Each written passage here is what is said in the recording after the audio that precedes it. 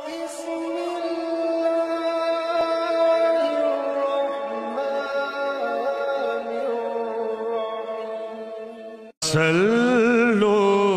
علیہ وآلہ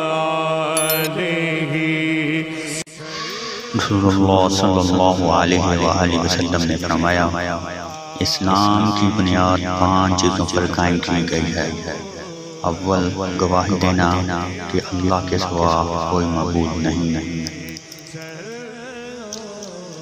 اور بے شک حضرت محمد صلی اللہ علیہ وسلم اللہ کے سچے رسول ہیں، اور نماز قائم کرنا اور زکوٰۃ ادا کرنا اور حج کرنا اور رمضان کے روزے رکھنا۔